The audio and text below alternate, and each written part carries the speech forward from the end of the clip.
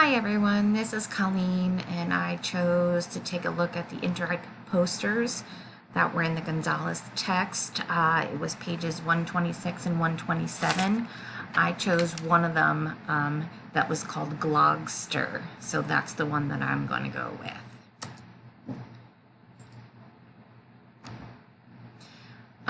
There are different parts to Glogster. They talked about having the Glog itself, Logopedia, and then they have an iPad app for Glogster.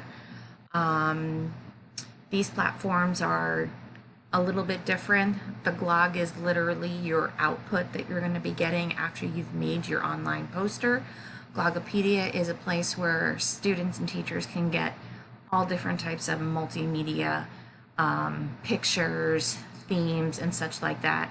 And of course, if you are used to using an iPad, there is an app available for Glogster, but they do not seem to have an app for other opportunities. So, what is Glogster?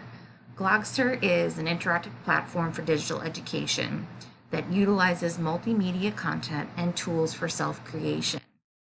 Students are making a poster. This is an online poster. It's multimedia. It's only one page, and it has everything that they decide to do, and they get to create it for themselves. Glogster was created in 2009, and the original company is located in the Czech Republic. The goal of Glogster was to be a cloud-based application that helps students create multimedia posters.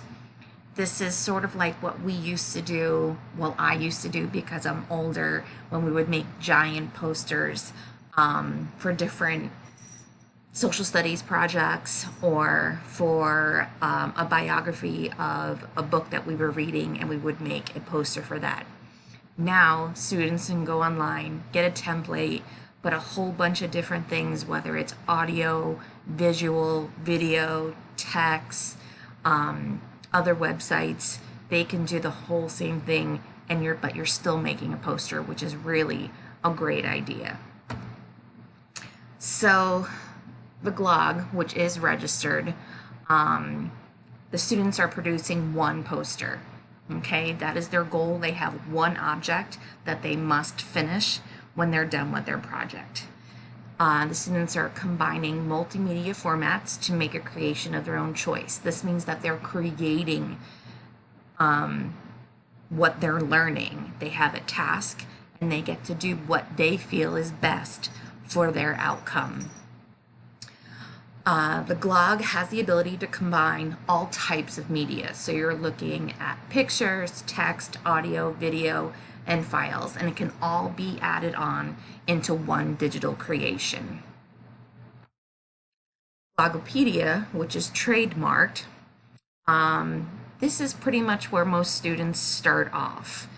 This is where you're going to find your templates, where you find different pictures, social media advice. This is where the students want to start, especially for students that aren't artistically inclined.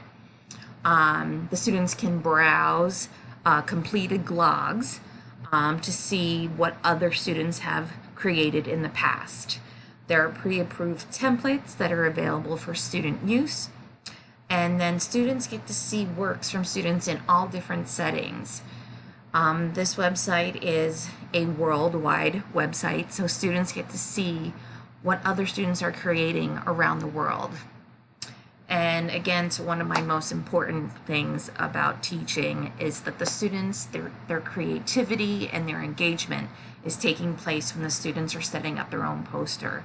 When the students create a final project, they inherently retain and learn more knowledge through that creation. The iPad application. So students that have the familiarity with an iPad can really get a jump on their creation with this application. Students can share as they go, show other students what they're creating, and students can also borrow from students from around the globe. They can borrow audio, visual, text, video, and then they can see a different perspective when they're using their application because they're seeing students in different areas and learning from where they are and how they create their own blog themselves. So, some of the highlights of using Glogster. The main reason for using Glogster is that it helps students with their presentation skills. They come up, they make a poster, and they'll be able to discuss it, and they'll be able to click on the pictures and the media, and it helps them better when speaking in front of a crowd. Non-artistic students can use the pre-made templates to better enhance their learning. I know that not all students are as artistic as others, and when I had to create a regular poster, I wasn't always thrilled because I wasn't the artist in the classroom. Someone's other poster always looked better because they could just draw better.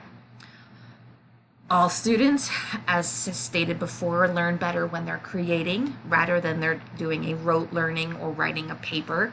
This is a more hands-on type of learning. Glogster fosters technological and digital learning, which we are bringing into this Common Core standards. This incorporates different type of media all into one place. Since the final project is a digital poster, so the work is paperless. The poster is one page, so a student doesn't have to come up and explain a PowerPoint presentation. So there's no distracting slideshows during the presentation, and they can focus on their one created poster. And this site is actually very good for advanced learners. They can get on there, they can learn more, they can push themselves to do better. For your learners and for your students in your classroom that are a little bit more advanced, Glogster really does help them. Pitfalls to using Glogster. The main application is for the iPad. So not a lot of teachers, not a lot of students have the ability to use the iPad in an educational setting. So that is one of the pitfalls from using it. Also, through reading some online site reviews, the site is not as intuitive as you would hope it to be. Younger users will need teacher guidance to produce a final product. And as I stated before, as a positive, advanced learners are really good with using Glogster, but other students do need the guidance and need the help to get through to creating their final product. Since the final product is on one page, there are students that can be distracted by looking at so much at one time. So you have the positive of not creating a PowerPoint presentation and dealing with multiple slides, but then you have maybe a chaotic poster with lots of links and different types of media that could also get distracting depending on the student and the learners that you have. According to Jamie Kay from the New York City Department of Education, it was a little difficult for most of the group to work on their Glog at home without guidance. Also, I found that the site tends to be glitchy. The Glogs and some of the pages load a little bit slowly, and pricing and subscriptions can be pricey. So according to Amber H. from Monroe City Middle School, Glogs occasionally do not load and multiple error messages pop up frequently. So those are some of the pitfalls to using Glogster. Amber H. actually said that she would not be using Glogster again until the site made some updates so it would be easier to use in the classroom for all of her students, not just her advanced learners. So Glogster cost and subscriptions. So the one thing that I found about this is that no matter what the subscription and the price is, it says all the content remains the same. So we have a $5 per month subscription, which is one teacher per 40 students, $39 per year for elementary schools, which is one teacher per 30 students, and then it says $95 for secondary school, and then you have the $390 per year, which is a faculty subscription where you have 10 teachers per 250 students. It does list that multi-licenses are available with premium features for districts and schools. The the 4 subscriptions that I have listed here with prices all have the same content provided with their plan. It all has to do with teachers and students. It has an unlimited editor. It's 3D and media content, premium features. You have that Glogopedia where you can start and get your templates to start your poster, the iPad app if that's something that will help you, and also a help desk. So for me, my opinion on Glogster, I think it's a great idea for students to be using a poster, but in a digital form. I think students can get started by using pre-made templates, and blogs and social media can give students and teachers a taste of a diverse information from around the world. They can learn from other students in different countries, and a little bit of diversity will help in learning no matter what topic they are learning. Students always learn better when they are creating a final project, especially if when it's more than just a paper. I do have some setbacks. The site seems to have a little problem. The Glog seemed to load slowly. Apparently it is a little glitchy. Again, the iPad application seems to be the only application. There doesn't seem to be one for other hardware. Younger students need a little bit more guidance for this, so this at this point would be better for older and advanced students. And again, the site is not intuitive to new learners. Teachers may need to spend more time teaching them how to use it than having them actually use it. So my questions for you: what is your opinion of using digital and interactive posters in the classroom? Do you believe that this type of digital media is better used for younger or older students? Based on my information on the things that I presented here, what is your first thought about Glogster? Do you believe that this site will be an enhancing learning tool or more difficult in the long run? And finally, how would you use Glogster or other digital or interactive poster in the classroom as a student? And how would you use them as a teacher? You don't have to just talk about Glogster here. You can choose other ones if you know of. Which brings me to my resources. The first 2 links are from Glogster directly.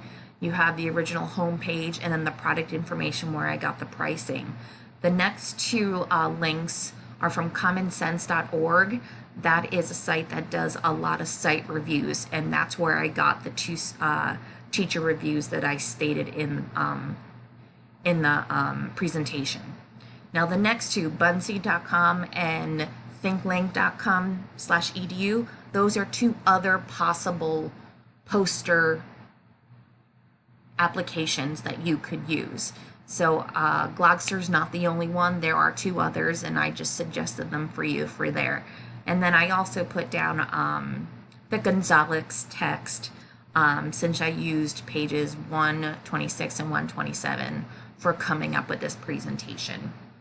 So that's what I have for you for today. Thank you so much, everybody.